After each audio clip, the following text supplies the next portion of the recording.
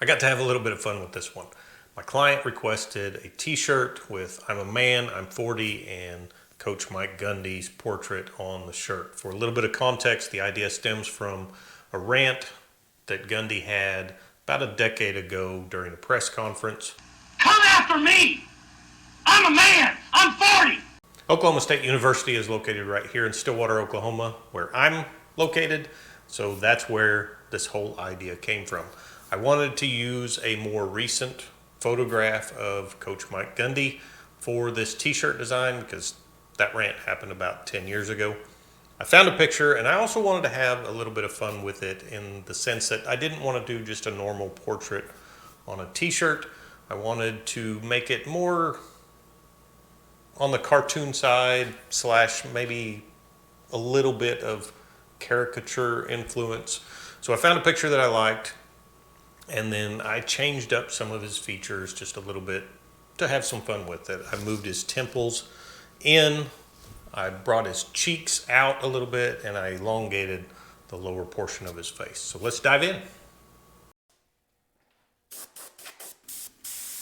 I've already addressed that little mistake in a previous video. It's not a great way to start out a project, but sometimes things happen. The way I got to this point is I sketched out 4 or 5 little thumbnail sketches playing with exaggerating some of Coach Gundy's features. I picked the one I liked the best, and that's what I wound up using. I then sketched that out to the actual size that I was going to paint his portrait on the shirt and transferred the image. I will go ahead and put up the reference image that I was using while I was painting this so that you can see exactly what I was looking at during the painting process. And I'm starting out with Wicked Detail Flesh Tone, the Driscoll Flesh Tone. The flesh tone is used essentially to map out the face. The challenge with exaggerating features on a person like this is to retain a good likeness in the end, and I think I accomplished that fairly well. But it is a little bit more challenging when you change things on a person and still try to make it look like that person.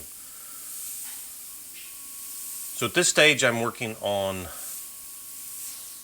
building form more than anything else. There is a slight bit of detail, but the vast majority of what I'm doing here at the beginning is getting the form correct. So you see me adding some of the dark shading, the shadow under the nose, the shadows in the wrinkles from his smile.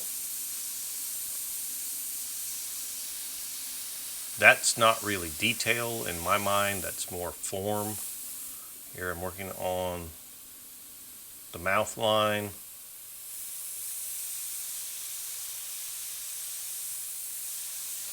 And fogging in some color. And you'll notice this color looks very dark at this point, and it starts to look darker as I fill more of this in. That's due to contrast. You have to remember contrast is relative.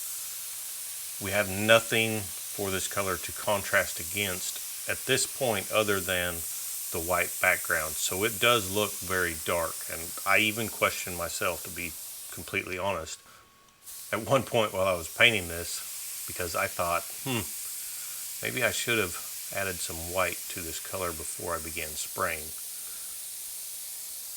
Once I begin adding some darker colors a little bit later, you'll really see the difference though. And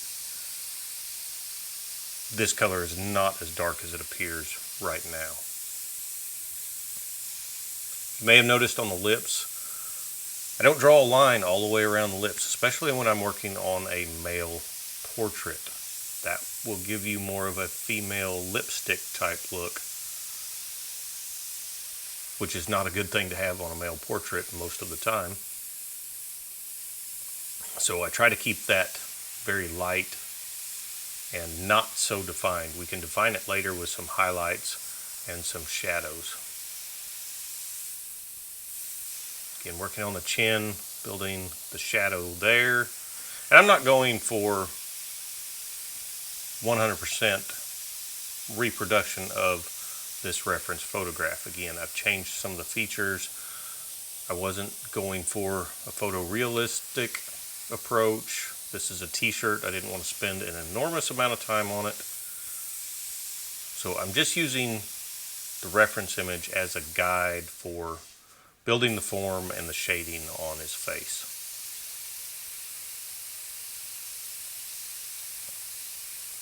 This color is straight out of the bottle. It's reduced probably about 1-to-1. I tend to guesstimate when it comes to the reduction. Most of the time I'm not measuring things out, so it's probably fairly close to a 1-to-1. And you can see the different range of tones you can get with this color just by spraying either a heavier coat or a lighter coat.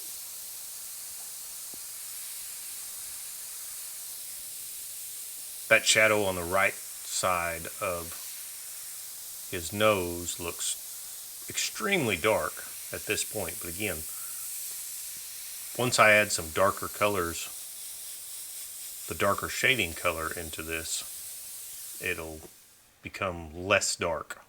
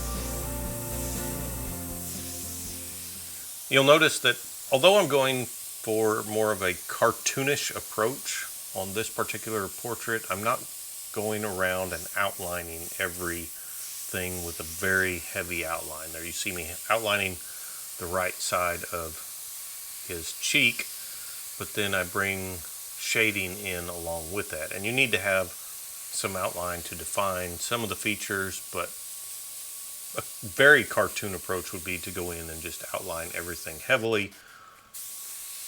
That's not the approach I wanted to take. I still want this to be somewhat realistic. I just want it to have a little bit more of a twist compared to what I normally do. Once the hair is painted in there, that outline on the right side of the cheek will actually disappear. And we can probably come back in with some highlights later and disguise that as well. Working on bringing some of this flesh tone up into the hairline, very lightly. With the wrinkles in his forehead, I will throw a line in there, but then it's all about using shading. The upper portion of the wrinkle, depending on your light source anyway, should be in shadow, and then the lower, below that harder line would be the highlight, which we'll add here a little bit later. And I'm not putting every single wrinkle in his forehead that you see in the reference image into my painting. It's just the suggestion. I'm trying to get, again, a good likeness, but this reference image is more or less just a guide. It's giving me ideas of how I can shade things and what details I want to add. I'm not necessarily trying to paint this photograph exactly as I see it.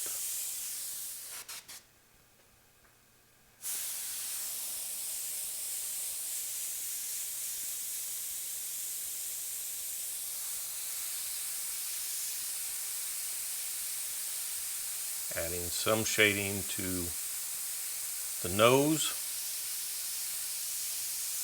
Still using the Driscoll Flesh Tone right out of the bottle. It's reduced 1:1 with 4011 reducer. I'm using my Iwata HPCS Eclipse airbrush. My air pressure for this was set roughly at about 30 psi.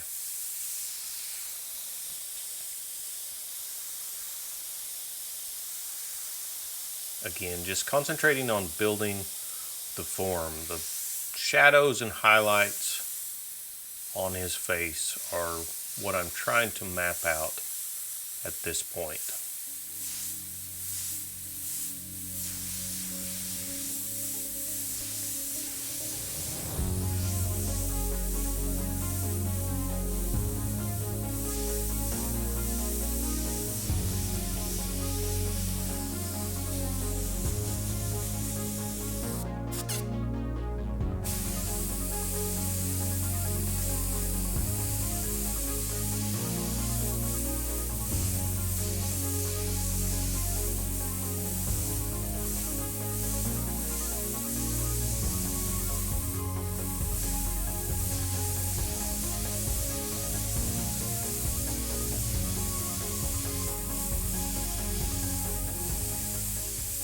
Good example of that. His eyebrows in this photograph are relatively light. I'm going to use some artistic license and make them a little bit darker in this portrait just so that they stand out a little bit better.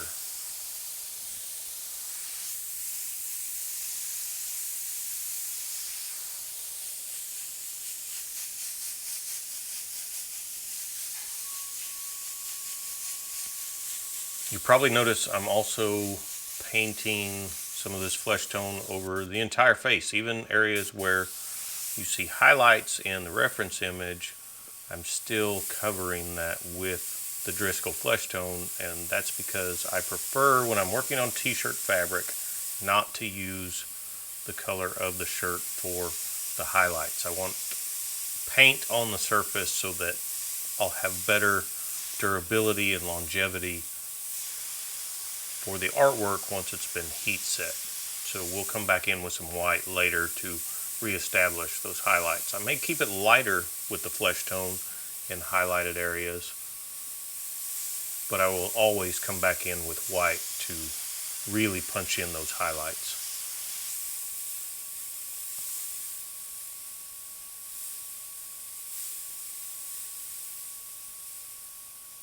Working on some of the detail in the eye now.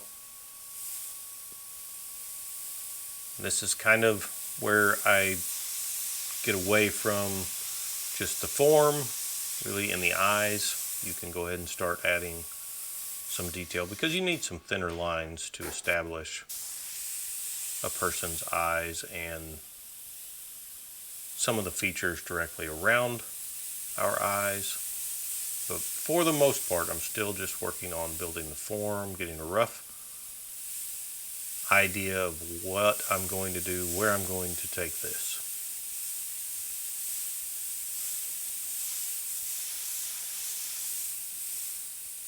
And you can see how I'm leaving some areas much lighter than others and using this Driscoll flesh tone to also add shading. And that's what I mean by form. That's what gives you the illusion of 3 dimensions in your paintings.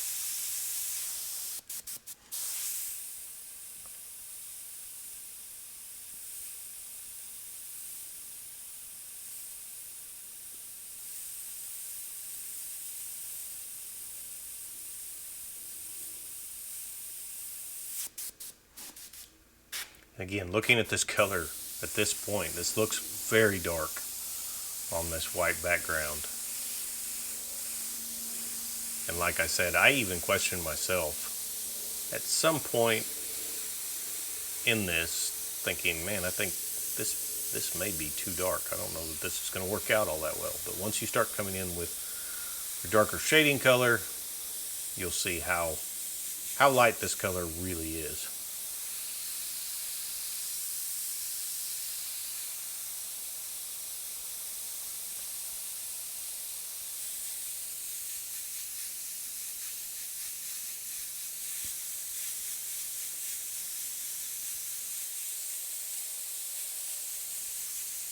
I tend to bounce around too. I don't start in one area and work my way in any certain direction. And that's just the way I've always worked. It doesn't have to be done that way. You could start from the top and work your way to the bottom. You can start at the eyeballs and work your way around. That's completely up to you as the artist.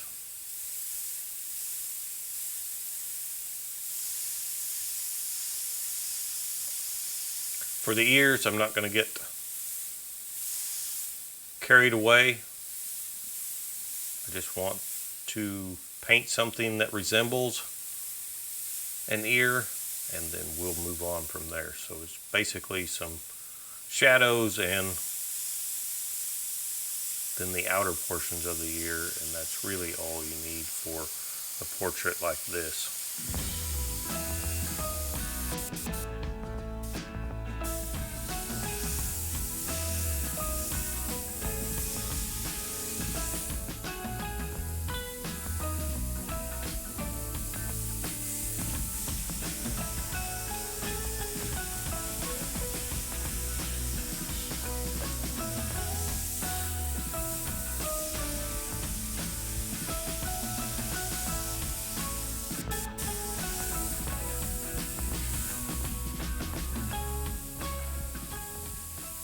You'll notice I've changed where he's looking as well. I don't necessarily want him looking off to the right on my t-shirt, so I can move his eyeballs more to a centered location compared to the actual reference photo.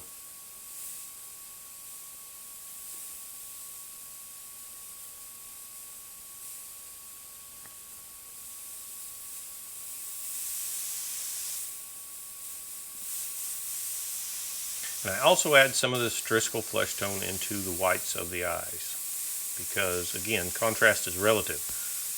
The whites of our eyes appear very white because they are in contrast to all of the other colors and features on a person's face. They're actually not white. If you have photo editing software or something where you can pick just the color in the whites of the eyes and then you paint that on something else, you might be surprised how dark that color actually is in most cases. So that pretty well wraps up the initial stage for this particular portrait using the Driscoll flesh tone. I've got a pretty good idea of where I want to take this from this point. The form and the features of the face are kind of mapped out at this point, so that will allow us to come back in and really start refining and adding some darker shadows and more details from this point. So hopefully at this point you realize that first layer of paint application with the Driscoll flesh tone is relatively loose. We were concentrating on building some form and some hints of detail here and there, but nothing at this point is permanent. You can still alter some things if you need to. Now I've switched to Wicked Opaque White in order to start adding some of the highlights on this portrait. This color is reduced a little less. I'm probably closer to a 2-to-1 reduction ratio, meaning 2 parts paint to 1 part 4011 reducer. The reason I reduce the opaque white a little bit less is because I want to retain the opacity of the color. I don't want to have to make several passes in order to make this white show up. I want it to show up relatively quickly. At this point, I don't want super stark bright highlights.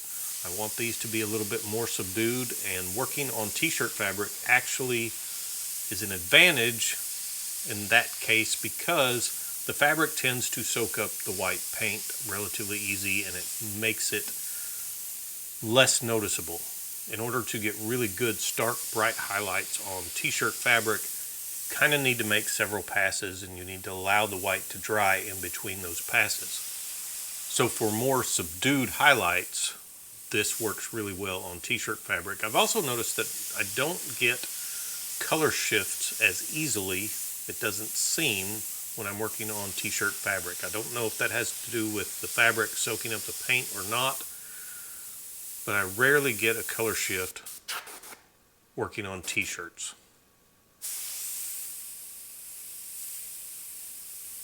I'm adding a little bit of paint back into the whites of the eyes. I'm not completely painting over the whites of the eyes. I'm just adding a little bit of a highlight in there, along with the other highlights that I see in the reference image. And again, I'm not trying to paint this exactly as I see it in the reference image. The reference is exactly that. It's a reference. It's giving me a good idea of what I want to do or can do. I'm not necessarily trying to recreate exactly what I see in the photograph.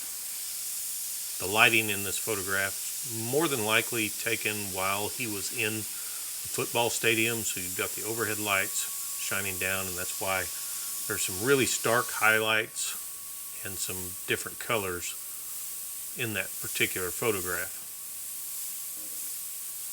This is not the final highlights either.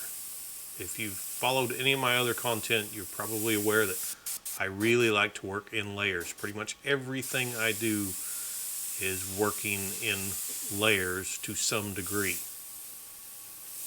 So we'll come back in later and redefine some of these highlights again. But you can see the difference these subtle little highlights make when you apply a highlight right next to a shadow, like I just did there on the left side of the nose. It really starts to bring things to life. You start to build that illusion of form, depth, and dimension in your artwork. You probably also noticed that I used a little bit of a highlight above the lip on the left side there, and that's what I was talking about previously when it comes to creating or rendering lips, especially on a male portrait. That gives you that separation without having to use a dark colored harsh line to develop those lips. We'll work on that some more as we progress.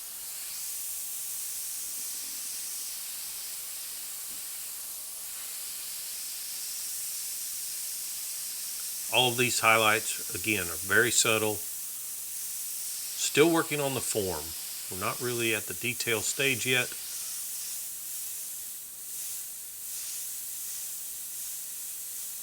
But the difference, just adding some of these highlights in at this stage, is pretty stark compared to what we had with only the Driscoll flesh tone a few minutes ago.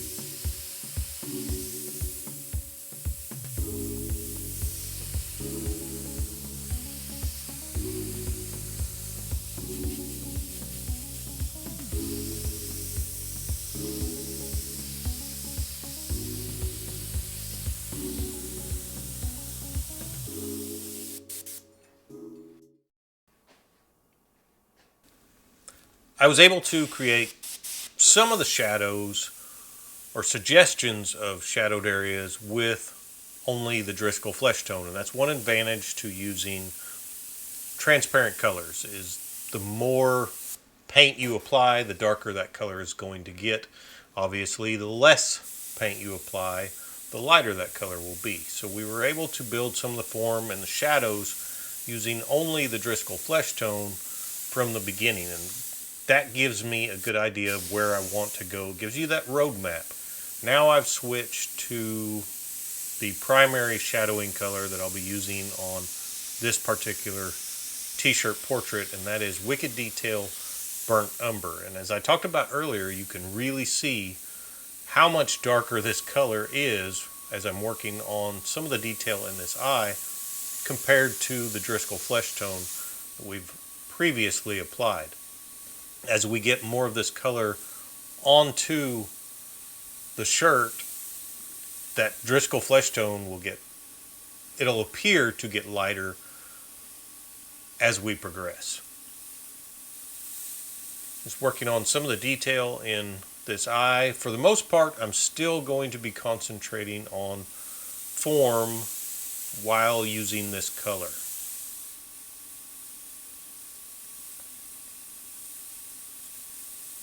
His eyes will be relatively dark. I'm not worried about a lot of detail in this area, and then we'll punch in a highlight before it's all said and done.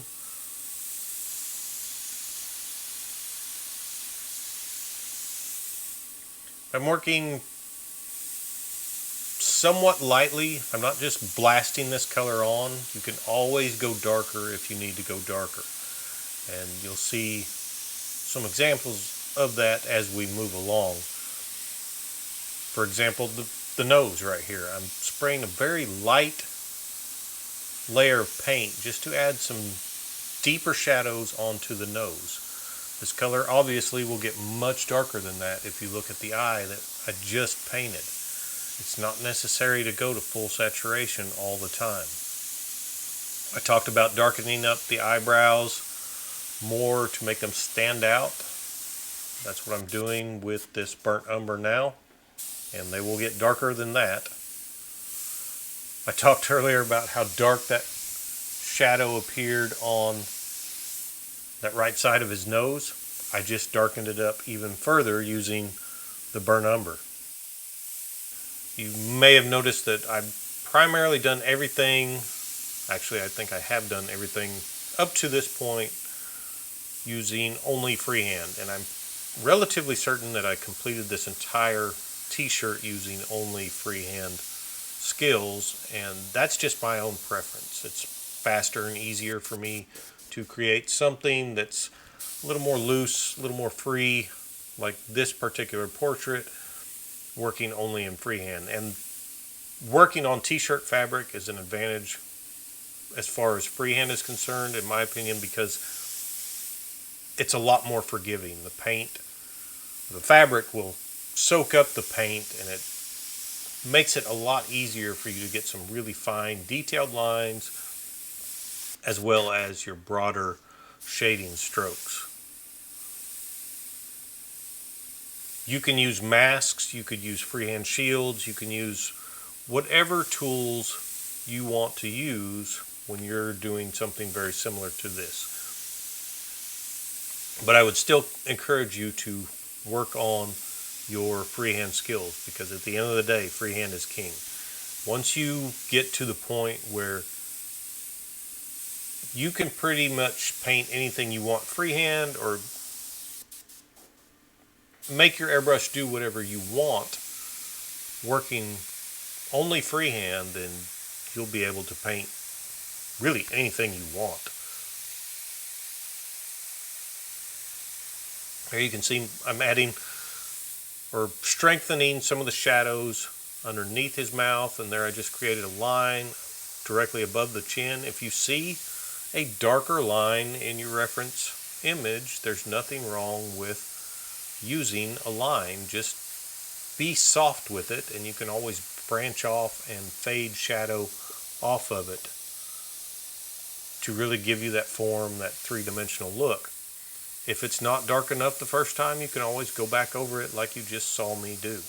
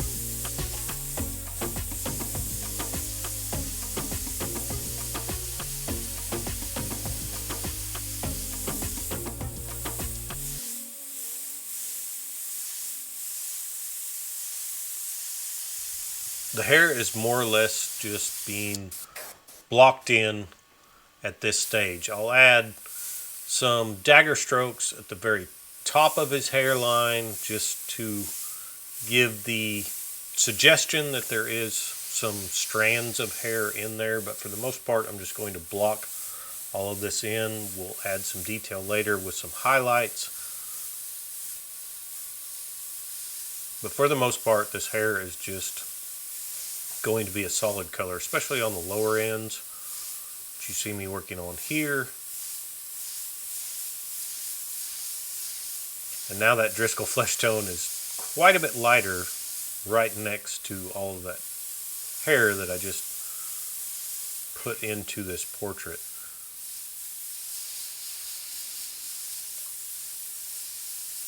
And if you look at the facial tones, where they're at this point compared to my actual hands, you'll see that that Driscoll flesh tone is not terribly far off from my own skin tone. So I really like that color for portrait work, for starting portrait work. I don't recommend that you use the Driscoll flesh tone as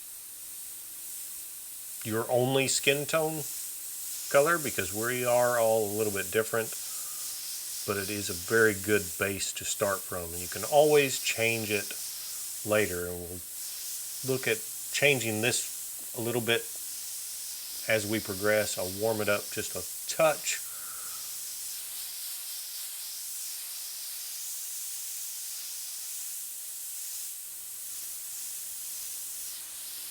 But for now we're just building and reinforcing some of these shadows that we already had established from the initial stage.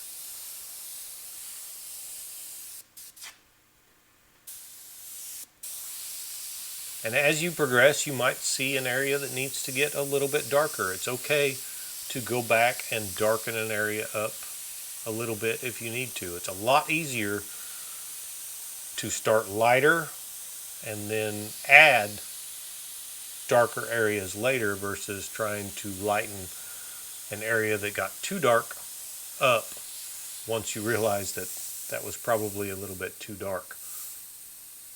Work in light layers. And working in layers, again, really helps to build that illusion of depth and dimension.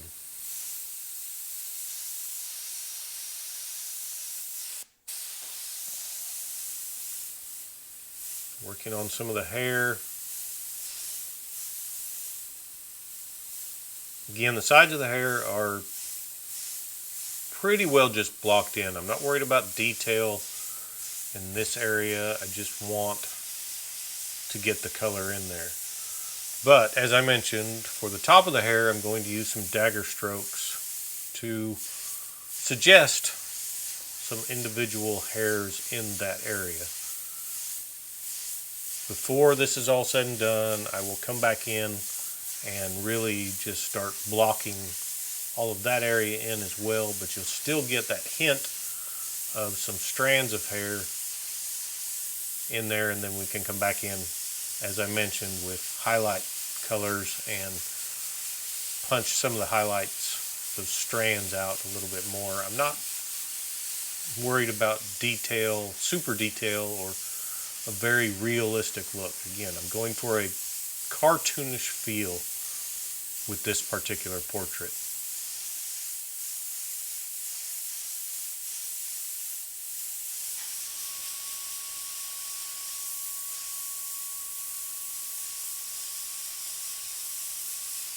I'm still bouncing around, as I mentioned before. I started in the eye and I haven't even touched the other eye yet. I kind of move around a lot, and there's really no rhyme or reason. I think it's more about instant gratification than anything else. If I see something coming together, that helps me to stay motivated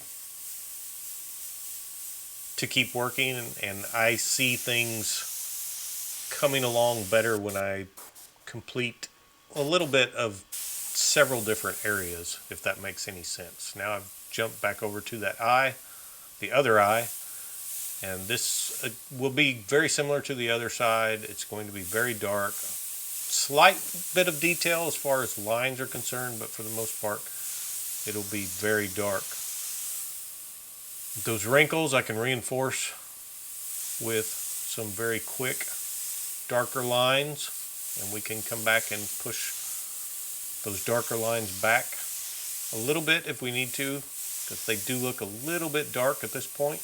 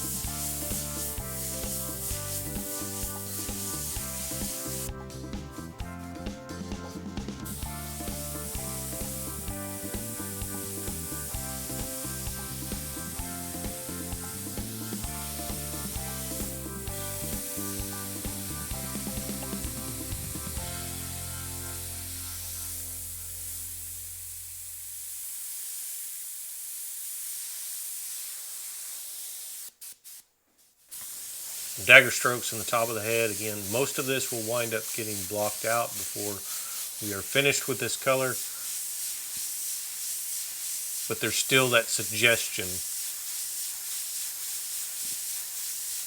of individual hairs and the flow of his hair, especially at the top of the forehead where the hairline starts, and at the top of the hair where you can see a lot of the dagger strokes ending. And that just makes it a little bit more believable. Again, not going for realism, it's just a suggestion. I want this to look like a painting when it's finished versus a photograph. And it's a little on the cartoonish side, so we're having some fun.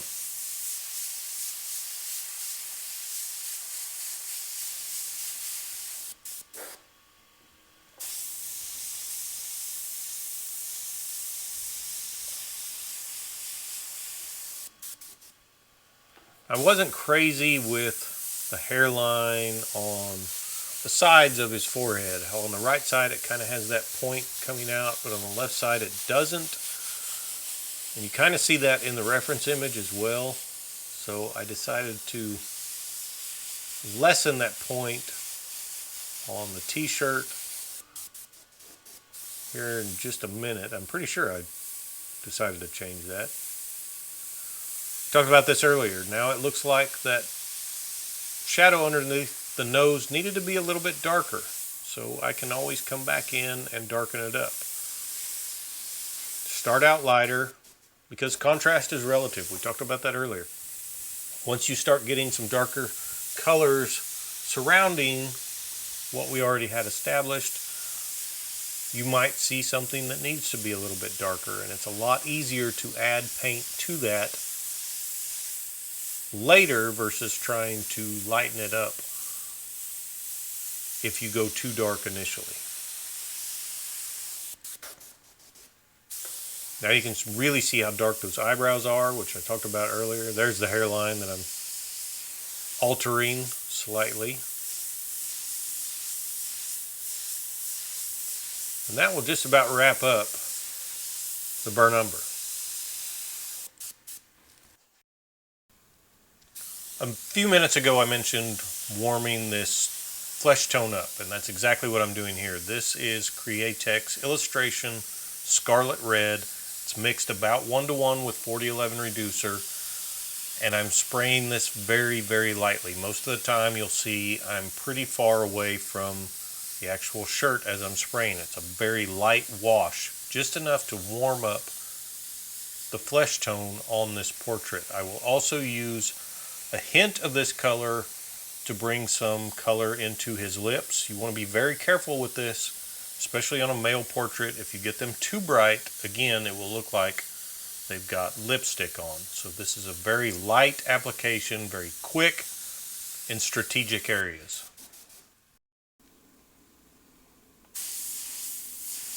Along the same lines, this is a very similar thing to what we just did with Scarlet Red. Now I have switched to Wicked Detail Moss Green.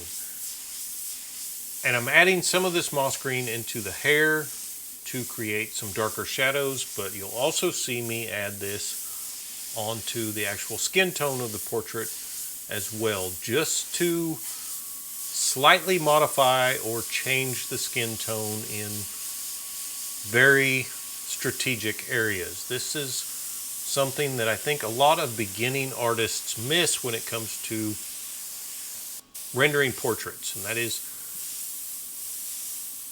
the fluctuations you'll see in any given person's skin tone. Regardless of race, we all have different hues and tones in our skin tone based on genetics, based on lighting, based on a lot of factors. So I'm adding a little bit, just a touch of this moss green into the really darker shadowed portions of this particular portrait, very, very lightly. Again, this is very similar to what we just did with the red.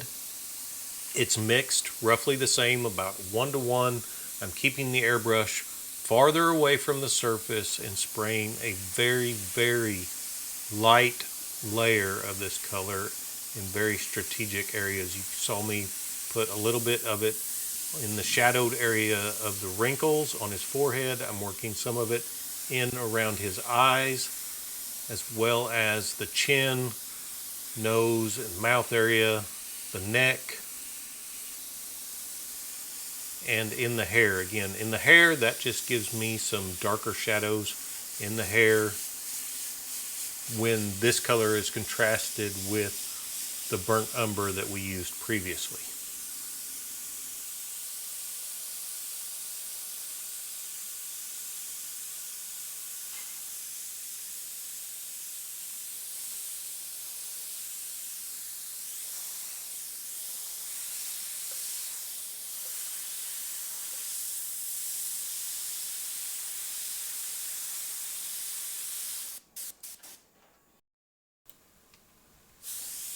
At this point, I have gone back to the Wicked Detail Driscoll Flesh Tone.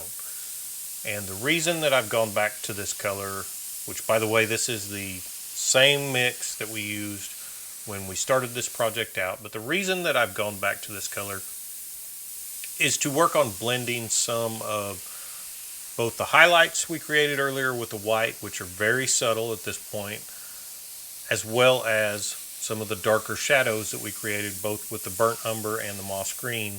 I want to blend all of that a little more seamlessly, get a smoother transition with some of those colors, but I also want to add a few more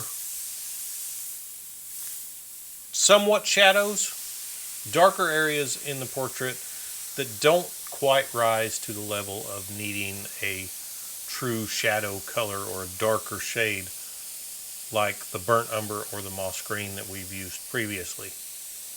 Again, I like to work in multiple layers, and that makes it a lot easier to sneak up on things and darken areas up that need to be darkened later rather than risking going too dark early on. This step is completely optional. You could leave it just the way it was, or you could use this Driscoll flesh tone to come back in and really smooth out some of these blends. I've added some more to the lips as well, and then I'll come back in after this step with the red once again and warm up some of these areas just a little bit more now that we are covering some of that warmer color up with the flesh tone. But hopefully you can see this is looking a lot smoother now that I've applied this color, and in the end that makes for a better finished result in my opinion.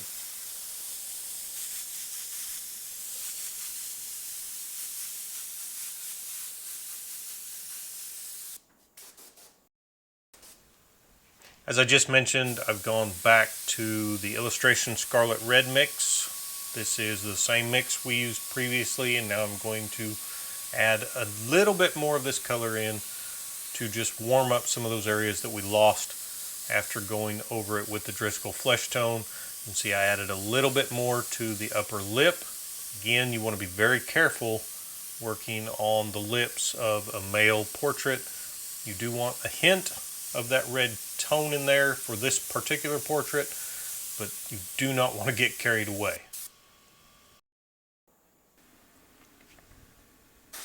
So now that we've got our skin tone at a warmer shade, I've gone back to the Wicked Opaque White. This is again the same mixture that I used previously, and now I'm really going to start punching in some of these highlights, beginning with the highlight in the eyeballs. If you notice, I did leave a very small mark in the eyeballs where I wanted to put the highlights, just to make that white a little bit crisper, a little bit brighter. There was some overspray in that blank area, but I did leave a little bit of a void in the eyeballs for those particular highlights. There you see I just went up into the forehead and worked on the highlights in the wrinkles. Now I'm working on that highlight that is pretty bright in the photograph on the upper right portion of his forehead. And these are probably the final highlights for this particular portrait. So I'll go in a little bit heavier than I did in the previous highlight session.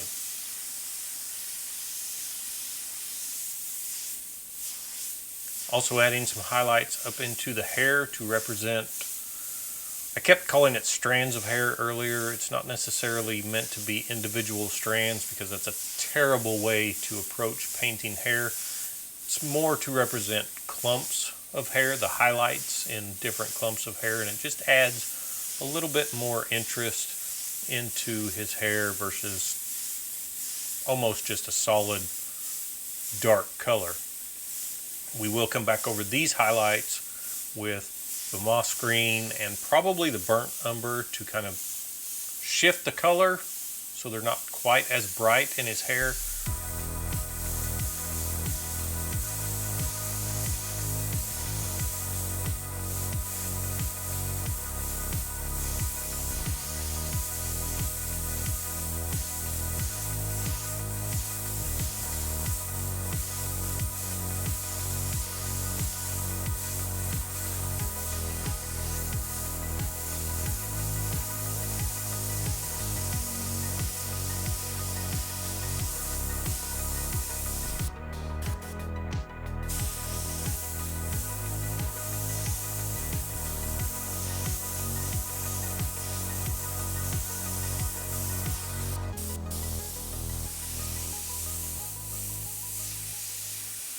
Now moving back down to the actual portrait. Again, just building some of these highlights. I'm using the reference again as a reference. I'm not necessarily trying to paint this exactly as I see it in the photograph, but there are some very good highlights in this particular photograph that I'm using to determine where I want to put the highlights on this particular portrait.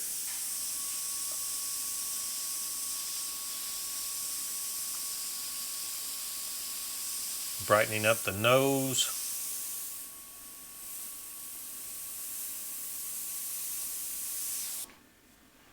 And you'll see when I'm creating these highlights, I'm not necessarily putting a flat tone of paint or an even layer of paint down for a lot of these highlights. I'll start spraying in a little dot pattern sometimes to give the illusion of a skin texture.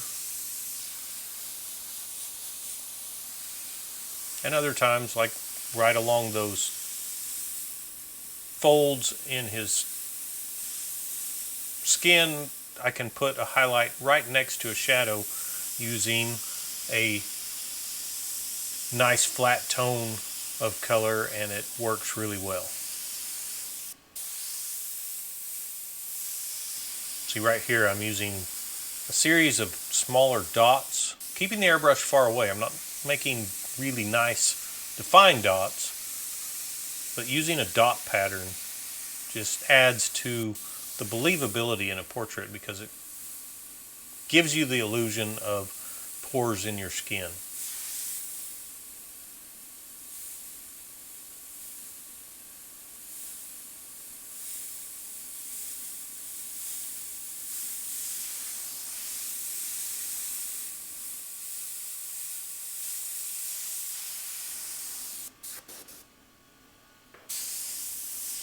Back up into the hair, just dagger strokes. Again, I'm not trying to make this look just like the photograph. I'm just putting a representation of clumps of hair into this portrait. A lot of this will actually get covered up in the next 2 steps.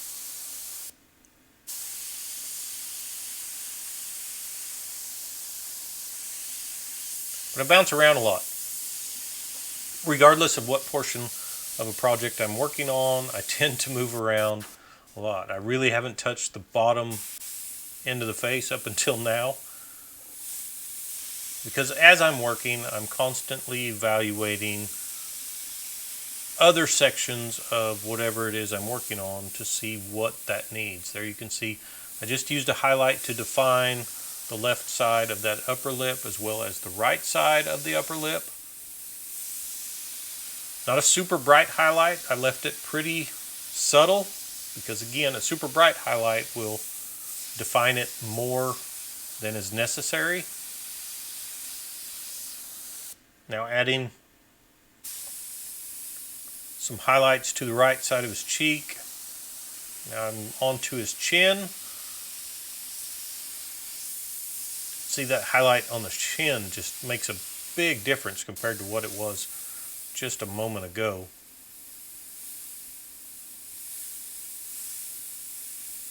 Adding a little bit of a highlight on that lower lip, which is obviously from the stadium lighting in the actual photograph, but I thought adding a touch of a highlight there would be okay.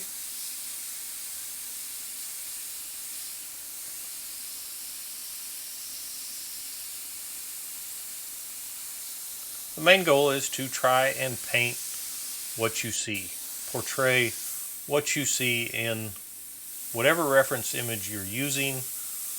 I'm trying to emulate that. Again, not trying to make it look exactly like the photograph, obviously, because I've changed the features of his face, but it's still a great guide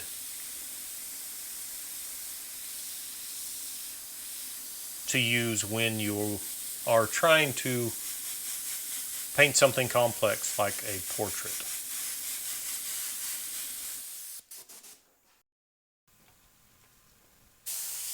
At this point, I've gone back to the Wicked Detail Moss Green, and I'm using it right now to tint the color of the highlights in the hair. You might be wondering, why would you be using green to tint the highlights in his hair? There's two reasons. One, I already had this color mixed up because we used it earlier. Two, if you look at the reference photograph, there is a lot of kind of yellow-green highlights in his hair. Obviously, that's more than likely due to the stadium lights where the photograph was taken, but I thought it would add a little bit to this portrait using some hints of green in the highlights of his hair on this t-shirt as well. It was easier because I already had the color mixed up, and it kind of goes in line with the reference image. I'm also using this green to go over some of the burnt umber in the rest of his hair, just because that will darken it up slightly.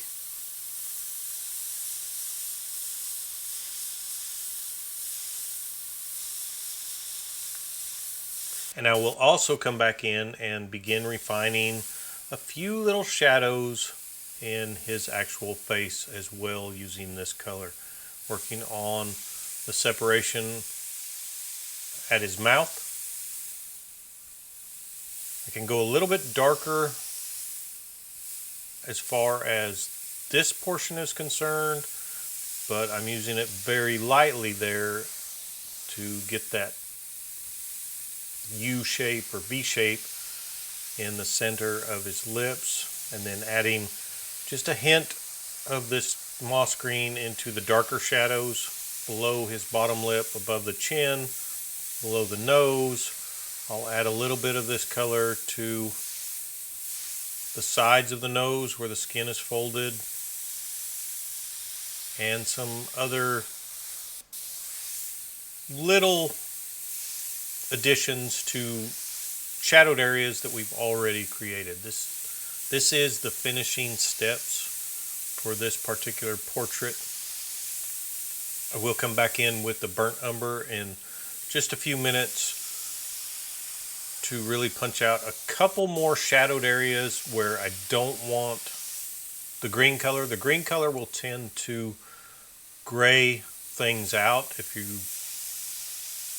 don't apply it carefully. Again, I'm using very light washes over the majority of this. The darker shadows, you can go a little bit darker. You just want to make sure it fades out into the other colors that you already have established. But if you use this color over your general skin tone and you get it too heavy, it will tend to gray the skin tone out. So be aware of that.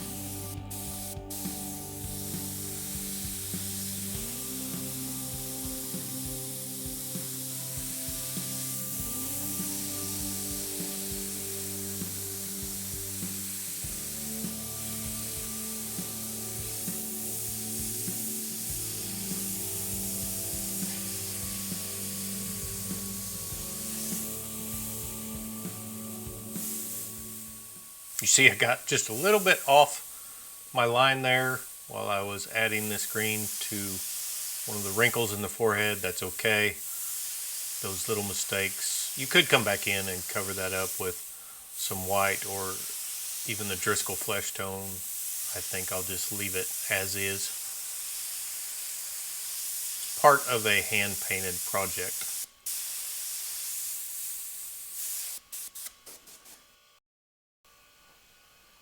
For the absolute final touches, I've switched back to the Wicked Detail Burnt Umber, and I'm using this color to come in and just hit some of the really darker shadows where I don't want that grayish green tint. The Burnt Umber will be a much cleaner shadow color over all of the other existing colors that we have in this portrait. And this is just punching out some of the shadows that I really want to redefine or strengthen before I call this particular portrait finished. Always sign your work. I tend to cover my signatures somewhat once I've signed something that I've painted to keep it a little more subtle. I don't like my signature to be bright and in your face. That's just my personal preference. I hope you guys got something out of this. I know a narrated version of a tutorial is not quite as instructional as some of my other content. As always, I'll leave links in the description below to all of the products that I used in this video.